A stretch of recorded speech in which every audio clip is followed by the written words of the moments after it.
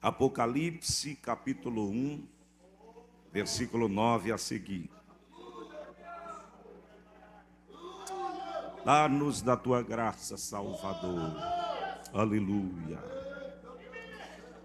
Eu, João, irmão e companheiro de vocês na tribulação, no reino e na perseverança em Jesus, estava na chamada Patmos, ou na ilha chamada Patmos, por causa da palavra de Deus e do testemunho de Jesus. Achei-me no Espírito no dia do Senhor, e ouvi atrás de mim uma voz forte, como de trombeta, dizendo: escreva num livro o que você vê, e mande-o às 7 igrejas: Éfeso, Esmirna, Pérgamo, Tiatira, Sardes, Filadélfia e Laodiceia. Voltei-me para ver quem falava comigo, e, ao me voltar, vi 7 candelabros de ouro, e no meio dos candelabros, um semelhante a um filho de homem, com vestes talares, e cingido à altura do peito com um cinto de ouro. A cabeça e os cabelos dele eram brancos como alva lã, como neve. Os olhos eram como chama de fogo. Os seus pés eram semelhantes ao bronze polido, como que refinado numa fornalha. A voz era como o som de muitas águas. Na mão direita ele tinha 7 estrelas, e da sua boca saía uma afiada espada de 2 gumes. O seu rosto brilhava como o sol na sua força. Ao vê-lo, caía aos seus pés como morto. Porém ele pôs sobre mim a mão direita, dizendo: não tenha medo, eu sou o primeiro e o último, e aquele que vive. Estive morto, mas eis que estou vivo para todo sempre, e tenho as chaves da morte e do inferno. Escreva, pois, as coisas que você ouviu, as que são e as que hão de acontecer depois destas. O livro do Apocalipse é o livro da revelação. E durante muito tempo, por uma forma errada de enxergar, de perceber ou de discorrer a respeito deste livro, gerou-se alguns rótulos, algumas caricaturas, de maneira que quando se fala em Apocalipse, alguém logo pensa em coisa ruim. Quando fala em Apocalipse, alguém pensa logo no fim do mundo. Quando fala em Apocalipse, as pessoas pensam numa série de acontecimentos, dentre os quais não poderia haver um evento que promovesse alegria e felicidade plena. Mas fato é que, olhando de maneira geral, sob o testemunho das Escrituras, o livro do Apocalipse é um livro de esperança. Porque todo o caos apresentado por meio dos eventos não se eterniza, não prospera. Todos os eventos catastróficos registrados no livro do Apocalipse cumprem somente um período na história. Eles não serão para sempre. A verdade é que este livro encerra pregando triunfo, pregando esperança, pregando vitória plena, sim ou não? Os capítulos 21 e 22 do livro do Apocalipse emite esta sentença de vitória sobre todos os inimigos do homem. Portanto, se você tinha medo de ler o livro de Apocalipse, agora você não tem mais medo. Porque apesar de ter muita coisa aqui que você olha e diz, não entendo, e alguém diz já aconteceu, outros dizem ainda não vai acontecer, fato é que Deus não nos fez promessa vencida. A Bíblia não, como palavra de Deus, não nos fez promessa vencida. Jesus não nos salvaria, Sidney, e nos faria promessas de vida eterna, de reino vindouro, sendo que isso já aconteceu ou que não vai acontecer. Deus não mente. Todas quantas promessas de Deus há, tem nele o sim. Portanto, a plenitude dos tempos, a consumação de todas as coisas, ainda acontecerá. E isto compreenderá os salvos. Quem me entende diz amém. Mas longe de trazer uma mensagem sobre todo o livro do Apocalipse, eu quero refletir com vocês sobre o testemunho que João dá diante da revelação que recebe quando o céu se abre para ele. É sobre isso que eu quero refletir, pensar e pregar a vocês essa noite. Este João, discípulo legítimo de Jesus Cristo, escolhido como apóstolo, que tem as suas origens nas terras da Galileia e exerceu a sua profissão de pescador durante muito tempo no lago de Genezaré, junto de seu irmão, tendo em vista que fazia sociedade com Pedro e André. Portanto, João e Tiago, Pedro e André, faziam sociedade de pescadores. Ambos foram chamados por Jesus. João e Tiago eram conhecidos como filhos do trovão. Eram homens de natureza intempestiva, diferente do que muita gente pensa. Porque algumas pessoas, quando pensam em João, pensam somente em alguém muito tranquilo, muito calmo. Mas isso foi fruto da relação dele com o mestre. Porque João era tão intempestivo quanto Pedro. De maneira que eram filhos do trovão. E se a gente atentar para o texto bíblico, em algum momento ele vai trazer uma solução para Jesus, nada usual. A solução é, vamos orar, o Senhor manda fogo do céu, mata essa cambada toda aí, está tudo tranquilo. Está na Bíblia, isso foi João que disse. Mas esse João, no caminhar com Jesus, foi trabalhado em seu temperamento. E recebeu a revelação, porque de todos os apóstolos, ele é o mais longevo.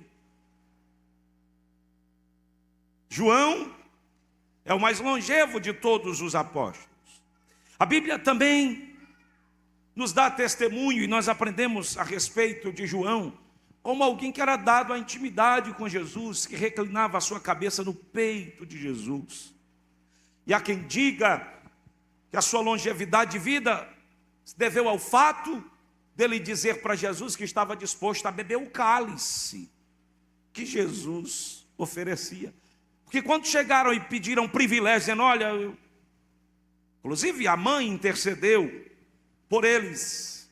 Olha, coloca 2 dos meus filhos para ser ministro no teu reinado, que um se assente à tua direita e outro à tua esquerda. Eles mesmos depois dão testemunho, os evangelhos disso, de que chegaram fazendo esse pedido a Jesus. E Jesus disse, porventura poderão vocês beber o cálice que eu tenho para beber? E eles disseram sim. Sim. E Tiago bebeu o cálice, foi decapitado. E João enfrentou o percalço da longevidade, tendo de ir para a ilha de Patmos, erradicado, sob governos cruéis. Mas é esse João que tem a maior e a mais profunda de todas as revelações registradas nas Escrituras. Porque a ele é dado conhecer, e sobre ele a responsabilidade de registrar, de escrever o que viu. E por isso nós estamos hoje falando sobre o que esse João viu, o que Deus lhe mostrou. Mas esse João que vê Jesus glorificado, ele testemunha as 4 principais fases da vida de Cristo. Isso aqui é muito importante, esse ponto da minha pregação. João testemunha as 4 principais fases da vida de Cristo, com exceção do seu nascimento. João conhece Jesus em sua humanidade, em sua fragilidade. João conhece Jesus em suas necessidades.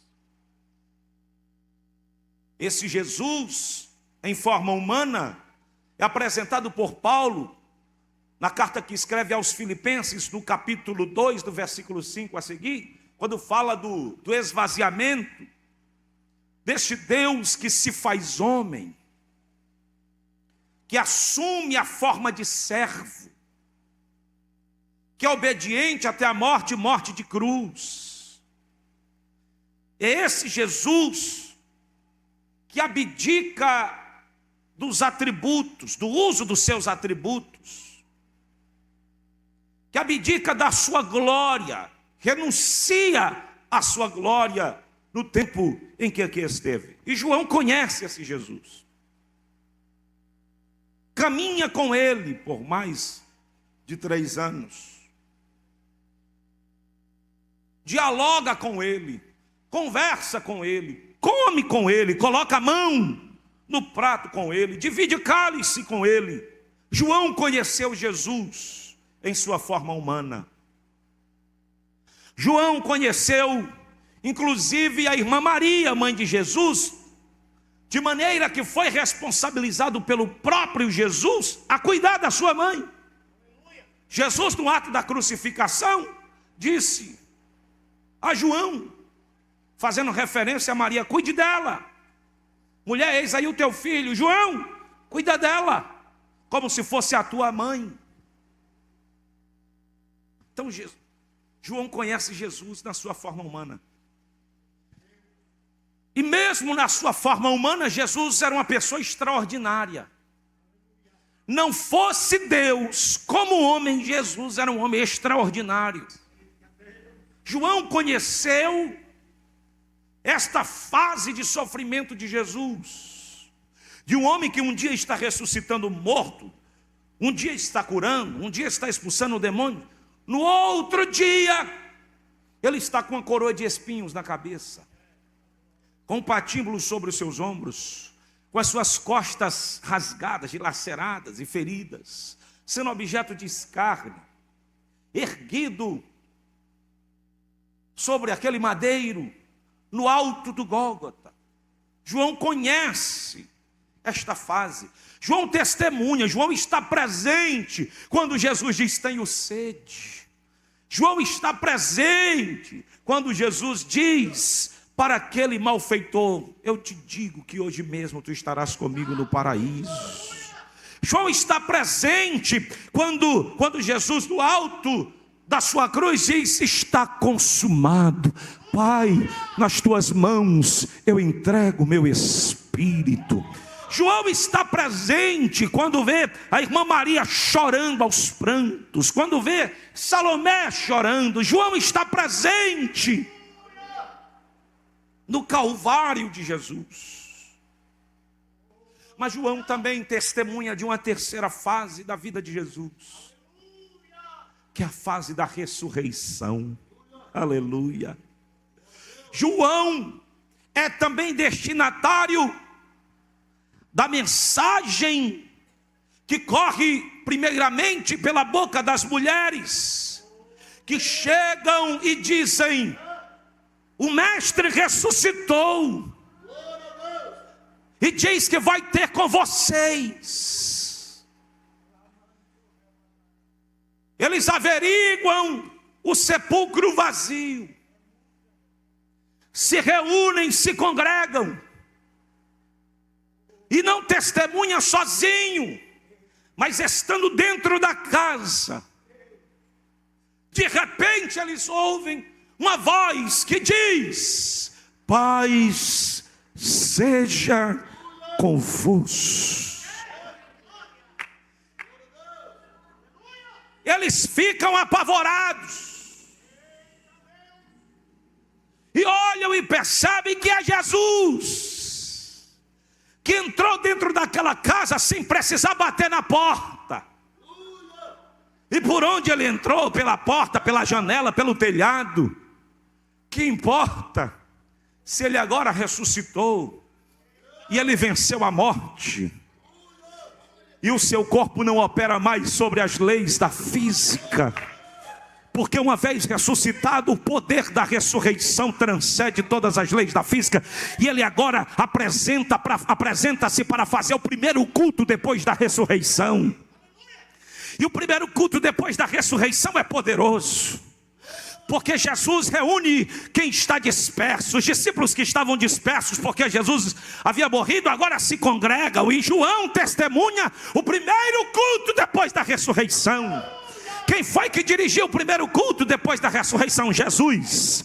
Quem foi que pregou a primeira mensagem depois da ressurreição? Jesus, aleluia.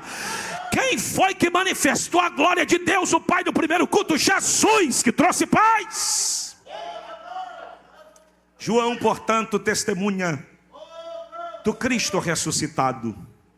Agora, não fosse suficiente ser testemunha do Jesus em carne, humano, não fosse suficiente testemunhar a maior carta de amor que Deus escreve para a humanidade na forma do sofrimento do seu Filho, do seu unigênito, não fosse suficiente testemunhar o Cristo ressurreto, e não somente isso, mas conviver com Ele por 40 dias.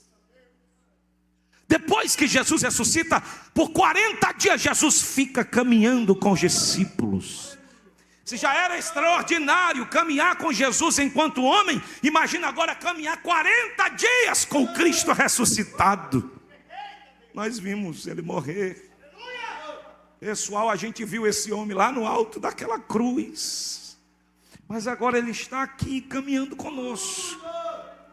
Inclusive, o fato dele ter ressuscitado não prescinde de alimentar-se, de maneira que mesmo depois de ressuscitado ele pede para comer. O que é que vocês têm aí para comer? Tem pão e peixe? Traz, porque eu como. Porque tem gente que pensa que a ressurreição, meus queridos, dispensa a alimentação. Tem gente que fica até triste com isso, quem ressuscitou não come. Mas Jesus, quando ressuscitou, disse: traga o pão e peixe, comeu, depois de ressuscitado. Então essas três fases que João testemunha já é extraordinário. Agora, não fosse suficiente, e aqui eu me preparo para concluir a pregação. João, já na sua idade avançada, é lançado na ilha de Patmos. Não é uma ilha paradisíaca, é aquela ilha que as pessoas pagam um pacote assim 3 anos para fazer uma viagem de um final de semana. Não é. Lá era lançado maus feitores que conviviam com feras, um lugar inóspito, um lugar difícil de permanecer. Era um atentado psicológico e físico. Mas foi lá no âmago do seu sofrimento, no ápice do seu sofrimento, que Deus decidiu abrir os céus e mostrar os céus por dentro para o seu apóstolo. Aleluia. De maneira que João foi arrebatado ao céu de Deus. Não somente isso, mas a João foi dado conhecer os eventos futuros que ainda acontecerão. Nem aconteceram, mas João esteve lá. Porque em sua visão compartilhou da eternidade. Eventos que não aconteceram, mas João conheceu. E registrou esses eventos. E dentre estas maravilhas, Dentre tantas coisas que ele viu, ele se introduz no seu livro, descrevendo o Jesus glorificado. Aleluia. Porque os versículos que estive lendo, do versículo 9 ao versículo 18, é exatamente a condição em que ele se encontrava, a ordem que recebe de escrever às igrejas da Ásia, e também o registro do Cristo glorificado. A quarta e última fase que João testemunha, a última vez que João vê Jesus, não é como homem que sofreu, que padeceu, não é como servo sofredor, e é muito mais do que como Cristo ressuscitado. A última experiência de convívio que João registra com Jesus é do Cristo glorificado, porque ele escuta alguém falando com ele,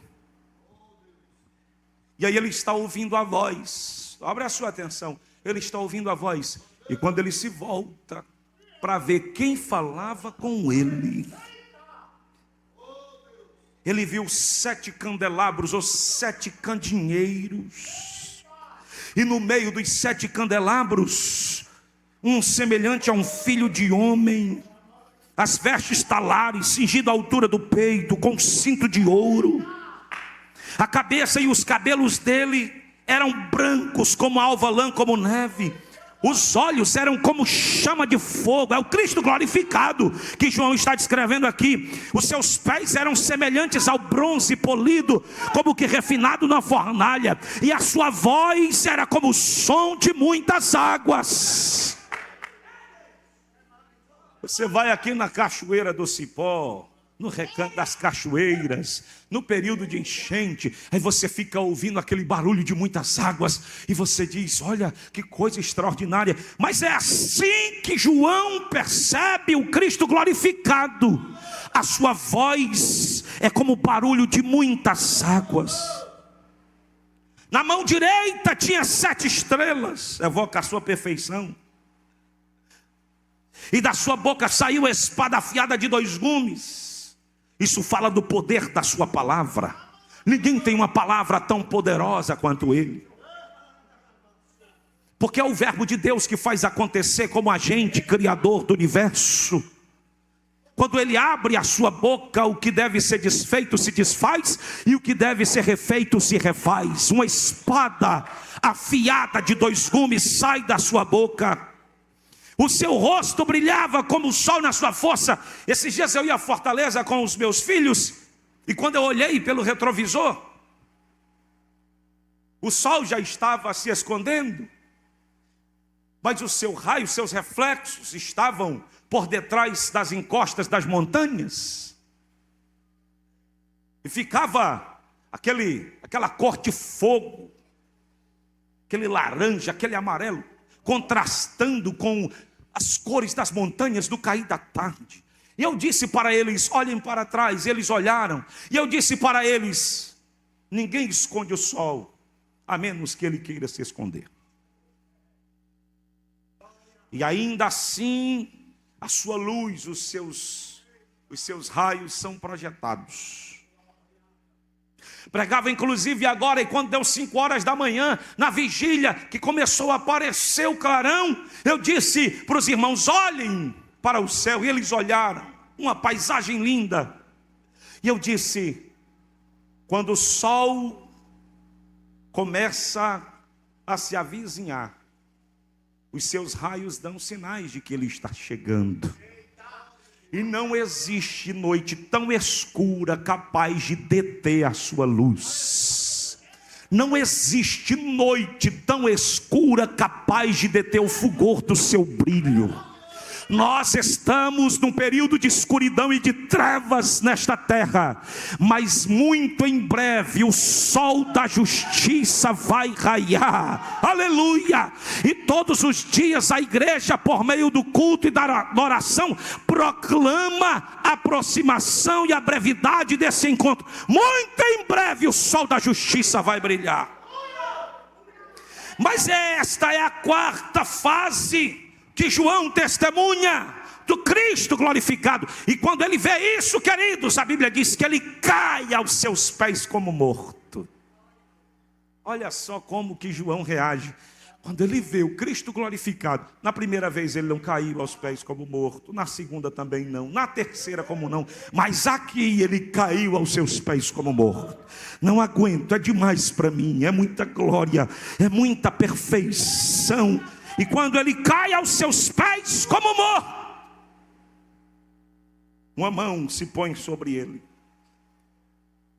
e diz: não tenha medo, eu sou o primeiro e o último. Quem é que está falando isso, irmãos? É Jesus, é o primeiro e o último. Eu sou o primeiro e o último, aquele que vive.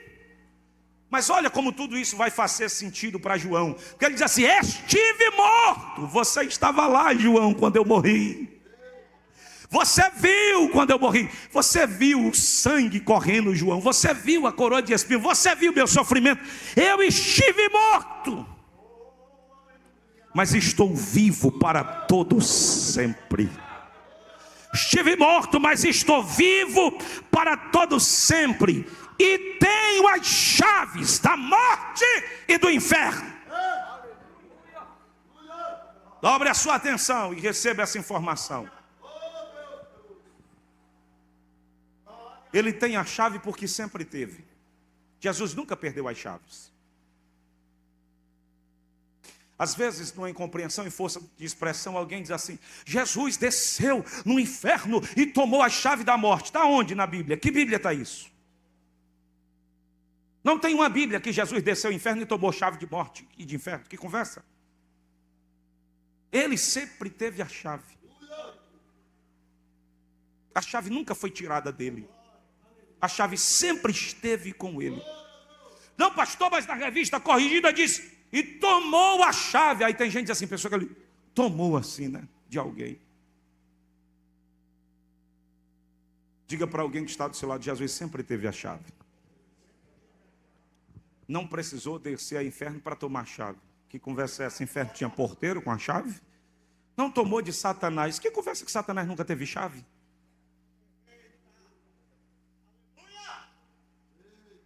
Ele tem as chaves da morte e do inferno. Isto é domínio. Ele tem autoridade, porque na sua ressurreição ele vence a morte. Por isso que ele diz: eu tenho a chave, eu tenho domínio. E no inferno só entra se o rejeitar. Porque se o receber como Senhor e Salvador da sua vida, ele fecha as portas do inferno para você e abre as portas do céu.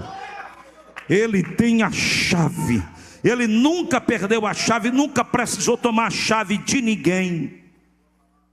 Olha o que o texto diz: ao vê-lo, caí aos seus pés como morto. Ele me disse: pôs sobre mim a sua mão direita e disse: não tenham medo, eu sou o primeiro e último.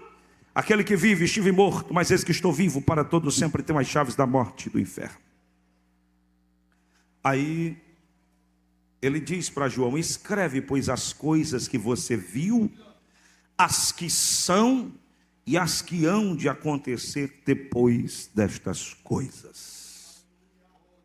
Na visão do Cristo glorificado, João nos dá a conhecer de que a igreja vive em estado de esperança. A igreja não vive em estado de desesperança.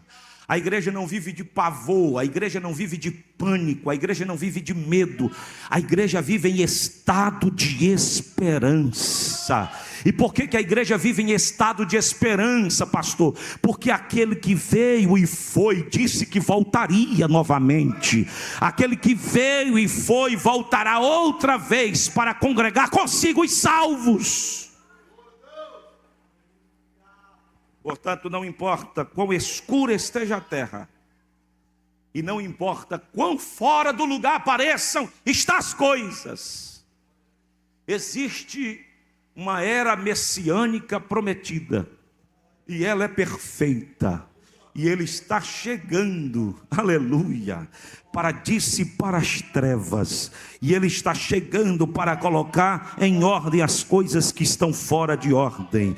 Está prometido. Isaías assim falou no capítulo 11, versículo 9. O profeta Abacuque também no capítulo 2, versículo 14 falou que um dia a terra se encherá do conhecimento e da glória do Senhor. Um dia tudo estará no seu devido lugar. Portanto, se a sua fé está no Cristo glorificado, tenha esperança, desfrute da esperança, abunde, viva na esperança. Jesus ressuscitou, está vivo, glorificado, perfeito, aguardando o dia de vir nos buscar e compartilhar conosco do poder da ressurreição, que transformará o nosso corpo, o corpo de nossa morte, semelhante ao corpo de sua glória. Nós receberemos um corpo semelhante ao corpo da glória de Cristo. Esta é a nossa esperança. Ô pastor, como eu queria ser João. Viu Jesus, olha aí, ele viu Jesus em todas essas fases. Como eu queria ser João. Deixa eu lhe dar uma boa notícia. Você verá Jesus assim como João viu. Agora a pergunta é: quem deseja vê-lo assim como ele é? Quem almeja ver esse Jesus de cabelos brancos? Quem almeja ver esse Jesus com cinto de ouro? Quem almeja ver esse Jesus com os pés de latão reluzente? Alguém almeja ver esse Jesus desta forma? Quem nutre no seu coração a esperança de ver esse Jesus, rejeita todas as realidades que o mundo lhe apresenta, pela promessa que recebeu. Oh glória, você tem uma promessa de vê-lo assim como ele é, e de viver a semelhança da sua glória, e estar para sempre com ele. Não permita que o ladrão de alegria e esperança roube de você este privilégio e essa oportunidade. Eu queria que você ficasse de pé, por favor.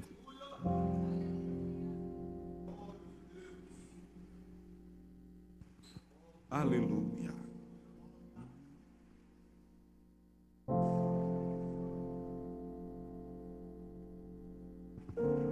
Todos nós imaginamos o sofrimento de Jesus pelos relatos da história, sim ou não?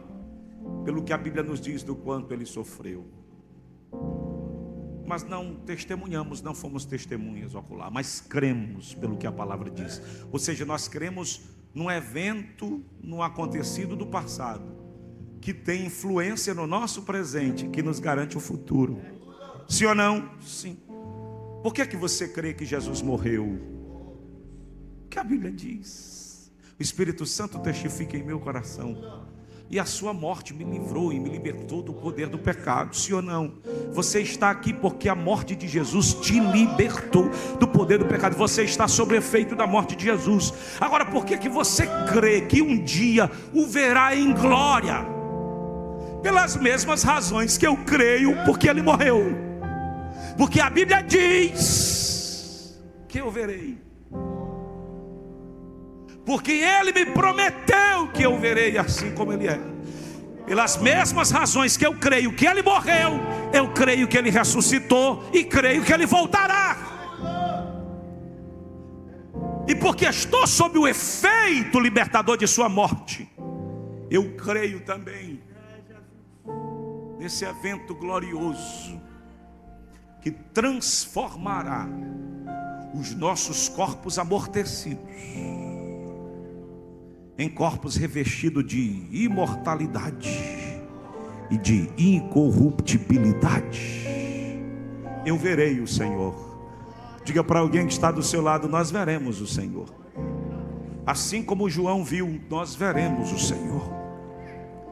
Nós estaremos face a face com Ele. Aí eu perguntei se é o desejo da sua vida. Qual é a maior esperança que você tem?